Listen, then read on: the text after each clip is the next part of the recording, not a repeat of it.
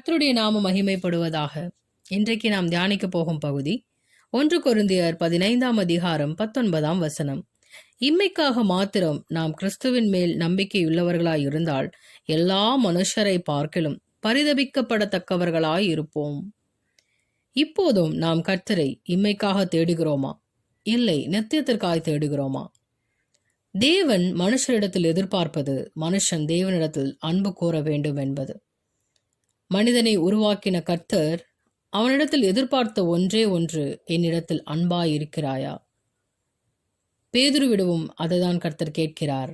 என் மீது அன்பாயிருக்கிறாயா? என்னை நேசிக்கிறாயா?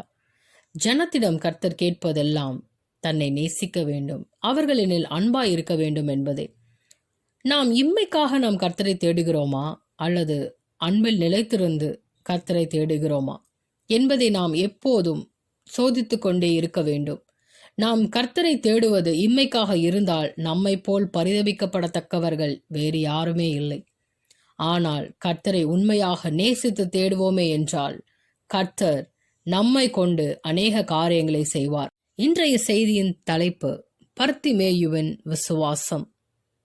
பர்த்திமேயு என்றால் திமேயுவின் குமாரன் என்று பொருள். பர் என்றால் சன் ஆஃப் திமேயு, திமேயுவின் குமாரனாகிய பர்த்திமேயு என்று நாம் வாசிக்கலாம். மார்க் 10ஆம் அதிகாரம் 46ஆம் வசனத்திலிருந்து 52ஆம் வசனம் வரையிலும் பர்த்திமேயுவின் சாட்சியை பற்றி நாம் பார்க்கலாம். லூக்கா 18ஆம் அதிகாரம் 35லிருந்து 43 வரையிலும் நாம் இந்த சம்பவத்தை லூக்காவும் எழுதியிருக்கிறார் என்று காணலாம். ஆனால் மத்தேயு 20ஆம் அதிகாரம் 29ஆம் வசனத்திலிருந்து 34ஆம் வசனம் வரையிலும் 2 குருடர்கள் என்று எழுதியிருக்கிறார் என்று நாம் காணலாம். 3 சுவிசேஷங்களிலும் இந்த ஒரே பகுதியை 3 விதமாக அவர்கள் எழுதியிருக்கிறார்கள். ஆனால் மத்தேயு எழுதும் பொழுது 2 குருடர்கள் என்று அவர் அதில் விளக்கமாய் கூறியிருக்கிறார்.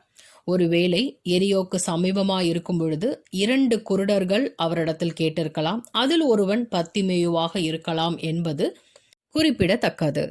முதலாவது பர்த்திமேயு செய்தது என்ன? முன்னிலும் அதிகமாய் கூப்பிட்டான். ஆம், வாசிப்போம்.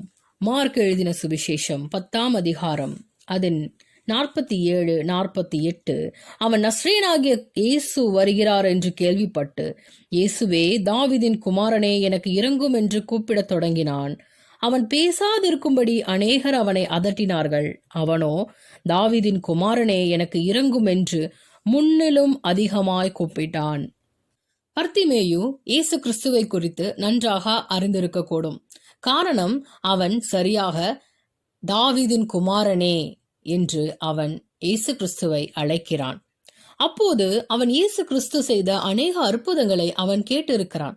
அவன் இயேசுவை குறித்து கேள்விப்பட்டு, அவர் இங்கு வரமாட்டாரா, என்னுடைய பார்வை குணமடையாதா என்று அவன் நினைத்திருக்க கூடும்.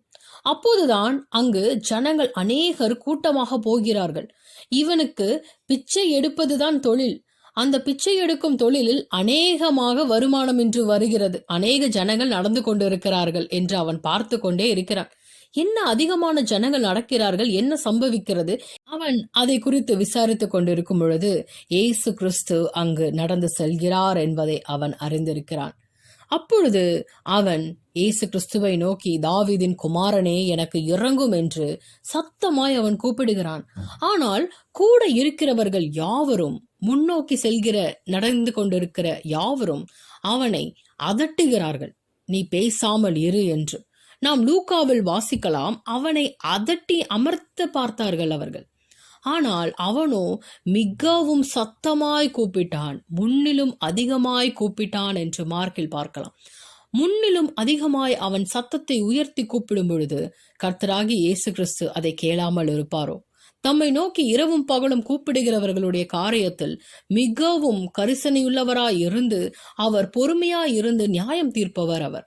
அப்பொழுது இவன் கூப்பிடும் சத்தத்தை அவர் அறிந்திருந்தும் அவர் கேளாதவர் போல போயிருந்தாலும் இன்னும் அதிகமாய் அவன் விசுவாசத்தை பலப்படுகிறானா என்பதை காணும்படி அவன் கூப்பிடுகிறானா என்று நோக்கி பார்க்கிறார். அப்பொழுது யாரெல்லாம் அவனை அதட்டினார்களோ அவர்களே அவரிடத்தில் கொண்டு வரும்படிக்கு அவர்களை நோக்கி கூறுகிறார், அவனை அன்னிடம் அழைத்து வாருங்கள் என்று.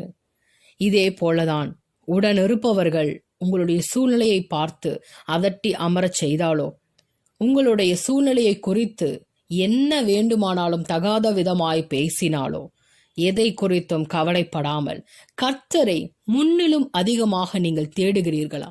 முன்னிலும் அதிகமாக கர்த்தரை நோக்கி கூப்பிடுகிறீர்களா? உங்களுடைய விசுவாசம் எந்த நிலையில் இருக்கிறது? ஆரம்ப காலத்தில் நீங்கள் விசுவாசித்த விசுவாசம் இப்பொழுது உங்களோடு இருக்கிறதா? கர்த்தருடைய பிள்ளைகளாய் இருக்கிற நாம் என்றென்றைக்கும் விசுவாசம் உள்ளவர்களாய் இருக்க வேண்டும் என்று கர்த்தர் கேட்கிறார். இன்னும் அதிகமாய் நம்முடைய விசுவாசம் வர்த்திக்கப்பட்டிருக்கிறதா என்பதை கர்த்தர் விசாரிக்கிறார். ஆம், இந்த சூழ்நிலையில் நாம் தேவனிடத்தில் இன்னும் அதிகமாய் நெருங்குகிறோமா? இல்லை மனுஷர் சொல்வதை கேட்டு நாம் கர்த்தரை விட்டு நாம் நம்முடைய வேலையை பார்க்கிறோமா? தேவனுடைய சித்தத்தை ஏறெடுக்கும்படியான ஜபத்தை நாம் என்றைக்கும் அதிகமாய் ஜெபிக்க வேண்டும். ஒரு முறை கேட்டு கிடைக்கவில்லை என்றால் 2 முறை கேட்க வேண்டும். அப்பொழுதும் கிடைக்கவில்லை என்றால் பதில் கிடைக்கும் வரையிலும் அதற்காய் நாம் ஜெபிக்க வேண்டும். முன்னிலும் அதிகமாய் பர்த்திமேயு கூப்பிட்டான். அது நிமித்தம் நடந்தது. கர்த்தர் யாரெல்லாம் அவனை அதட்டி அமரச் செய்தார்களோ அவர்களிடமே அவனை அழைத்து வர கோருகிறார். அழைத்து வந்தபொழுது நடந்தது என்ன? 2வது, அவன் மேல் வஸ்திரத்தை எறிந்து போட்டு வந்தான். வாசிக்கலாம். மார்க் 10ஆம் அதிகாரம் 50ஆம் வசனம். உடனே அவன் தன் மேல் வஸ்திரத்தை எறிந்துவிட்டு எழுந்து இயேசுவின் இடத்தில் வந்தான். இங்கு பர்த்திமேயு தன்னுடைய மேல் வஸ்திரத்தை அவன் எடுத்து போட்டான். பிச்சைக்காரன் என்பதற்கு ஒரு வஸ்திரம் ஒன்று இருக்கிறது. அது கிழிந்ததாக இருக்கலாம், மிகவும் அழுக்கடைந்ததாக. பிச்சைக்காரனை பார்த்தால் அந்த ஏழ்மையின் தோற்றத்திற்காகவே அவர்களுக்கு பிச்சை போட வேண்டும் என்பதற்கான ஒரு வஸ்திரம் உண்டு. அந்த வஸ்திரத்தை அவன் அணிந்திருந்தவனாய் இருந்தான். அவன் தன்னை அந்த போர்வைக்குள் அடக்கி தன்னுடைய சுயத்தை பிச்சைக்காரன் என்று அவன் நினைத்து கொண்டு அந்த போர்வையை போட்டுக்கொண்டு அமர்ந்திருந்தான். அப்பொழுது அவனுக்கு ஒரு அடையாளம் உண்டு, அவன் ஒரு பிச்சைக்காரன் என்று. ஆதலால் அவன் தன் நிலையை மாற்ற விரும்பினான். நடந்தது, அவனுடைய அடையாளம் தேவனிடத்தில் சென்றால் நான் இனி பிச்சைக்காரன் அல்ல, நான் பார்வை அடைந்தவனாய் சகல ஜனங்களோடும் நான் இனி சுற்றி திரிவேன் என்று அவன் ஒரு அடையாளத்தை மாற்ற விரும்பினான். அந்த அடையாளம் என்ன? நான் இனி இப்படி இருப்பதில்லை, எந்த போர்வையும் இனி என்னை சூழ்ந்திருப்பதில்லை. காரணம், என்னை ரட்சிப்பதற்காக இரட்சகர் என்னிடத்தில் வந்திருக்கிறார். அவரிடத்தில் சென்றால் எனக்கு ரட்சிப்பு நிச்சயம் என்று அவனுடைய சுயத்தை எடுத்து போடுகிறான். அவனுடைய சுயத்தை நீக்குகிறான். நீங்கள் இந்த நிலைமையில் எந்தெந்த விஷயங்கள் உங்களை மூடி வைத்ததோ, உங்களை அடக்கி அமரச் செய்ததோ, அத்தனை சூழ்நிலைகளையும் நீங்கள் போர்வையைப் போல கலற்றி எறிந்துவிட்டு கர்த்தரிடத்தில் செல்ல வேண்டும். இந்த போர்வைக்குள்ளாக உட்காருவதற்கு கர்த்தர் உங்களை அழைக்கவில்லை.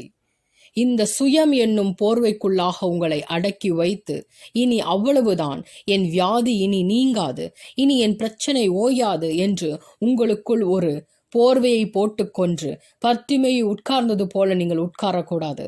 மாறாக அவன் செய்தது, கர்த்தரை நோக்கி அவன் செல்லும் பொழுது அவன் தன்னுடைய மேல் வஸ்திரத்தை எறிந்து போட்டு கர்த்தரிடத்தில் சென்றான். உலகத்திற்குரிய இந்த மேல் வஸ்திரத்தையும், உலகத்திற்குரிய இந்த சுய ஞானத்தையும், உலகத்துக்குரிய இந்த ஞானங்களையும் நாம் கர்த்தரிடத்தில் செல்லும் பொழுது தூக்கி எறிந்து விட்டு செல்ல வேண்டும். நான் பார்வையிடாமல் இருந்தால் என்ன ஆகும் என்று அவன் செல்லவில்லை. நான் அவரிடத்தில் செல்கிறேன், என்னுடைய சுயத்தை உடைத்து செல்கிறேன். இனி கர்த்தர் எனக்காக என் பார்வையை திரும்ப அளிப்பார் என்று அவன் விசுவாசித்து சென்றது போல நாமும் விசுவாசத்துடன் செல்லும் பொழுது கர்த்தர் நம்முடைய ஜெபத்தை கேட்டு அற்புதங்களை செய்ய வல்லவராயிருக்கிறார். 3வது நடந்தது என்ன? அவன் பார்வை அடைந்து கர்த்தரை மகிமைப்படுத்தினான். வாசிக்கலாம். மார்க் 10ஆம் அதிகாரம் 51, 52. இயேசு அவனை நோக்கி, நான் உனக்கு என்ன செய்ய வேண்டும் என்றிருக்கிறாய் என்றார். அதற்கு அந்த குருடன், ஆண்டவரே, நான் பார்வையடைய வேண்டும் என்றான். இயேசு அவனை நோக்கி, நீ போகலாம், உன் விசுவாசம் உன்னை ரட்சித்தது என்றார். உடனே அவன் பார்வை அடைந்து வழியிலே இயேசுவுக்கு பின் சென்றான். லூக்காவில் நாம் வாசிக்கலாம். லூக்கா 18ஆம் அதிகாரம் 43ஆம் வசனத்தில், உடனே அவன் பார்வை அடைந்து தேவனை மகிமைப்படுத்திக் கொண்டே அவருக்கு பின் சென்றான் என்று நாம் வாசிக்கலாம். ஒருவேளை எல்லாவற்றையும் இழந்தவனாக இந்த வசனத்தை நீங்கள் கேட்டுக்கொண்டிருக்கலாம். உங்களுடைய விசுவாசத்தை மேம்படுத்துவதற்கே கர்த்தர் இன்னும் அதிகமாய் உங்களை ஜெபிக்க சொல்லுகிறார். விசுவாசத்தை மேம்படுத்தி ஜெபியுங்கள்.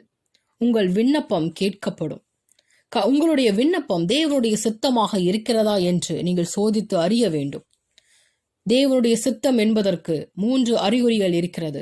1, நீங்கள் ஜெபிக்கும் பொழுது உங்களுக்கு சமாதானம் கிடைக்கும். 2, தேவனை இன்னும் நெருங்குவதற்கு அந்த சூழ்நிலை உங்களுக்கு சாதகமாக அமையும்.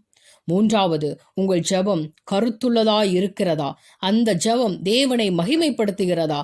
இந்த ஜெபத்தின் நிமித்தம் எனக்கு பெறப்போகும் காரியம் அது தேவனை மகிமைப்படுத்துவதாய் இருந்தால் அது தேவனுடைய சித்தமாய் இருக்கிறது என்பதே பொருள். கர்த்தரிடத்தில் பர்த்திமேயு அவன் பார்வையடைய வேண்டும் என்று கேட்டான். கர்த்தர் அவனிடத்தில் அவனுடைய விசுவாசத்தை சோதிக்கும்படிக்கு, நான் உனக்கு என்ன செய்ய வேண்டும் என்றார். ஏன் கேட்டார்? ஒருவேளை இயேசு கிறிஸ்து எனக்கு அதிகமான பணங்களை ஈட்டி தருவார், என் பிச்சை தொழில் இன்னும் அதிகமாய் வளரும் என்று அவன் அங்கு நினைக்கவில்லை. மாறாக இந்த பிச்சை தொழிலை அவன் விரும்பவில்லை. நான் மகிமை அடைந்தவரை காண வேண்டும், அவரை நான் பார்க்க வேண்டும் என்று அவன் கிறிஸ்துவை குறித்து கேள்விப்பட்ட நாளிலிருந்தே அவன் விசுவாசமாய் நின்று கொண்டிருந்தான். அதே போல அவன் பார்வை அடைந்து முதலாக கண்டது இயேசு கிறிஸ்துவை. இந்த சூழ்நிலையில் எத்தனையோ பார்வை அடைந்தவரில் இருக்கிறார்கள். அதில் கர்த்தரை கண்டவன் இந்த பர்த்திமேயு. இயேசுவை குறித்து கேள்விப்பட்டு அவரை நோக்கி வந்தபொழுது பார்வை அடைந்தான். பார்வை மாத்திரம் அல்ல, கர்த்தரையே அவன் காணும்படிக்கு கர்த்தர் அவனுக்கு அனுகிரகம் பாராட்டினார். இந்த சூழ்நிலையில் நாம் கர்த்தரிடத்தில் கேட்க வேண்டியது என்ன? தேவனுடைய சித்தத்தை அறிந்தவர்களாய் தேவனுடைய சமூகத்தில் இன்னும் அதிகமாய் நாம் கர்த்தரை நோக்கி கூப்பிட வேண்டும். நம்முடைய சுய ஞானத்தை வெறுத்து கர்த்தருடைய சமூகத்தில் அமர்ந்திருக்க வேண்டும். 3வது, நம்முடைய விசுவாசத்தை வர்த்திக்க பண்ணும்படிக்கு கர்த்தருடைய சமூகத்தில் நாம் இன்னும் அதிகமாய் காத்திருந்தால் ஜெயம் பெறுவோம். மனம் திரும்புங்கள், பரலோக ராஜ்யம் சமீபமாய் இருக்கிறது. இயேசு கிறிஸ்துவின் வருகைக்கு ஆயத்தமாவோம். ஆமேன், ஆமேன்.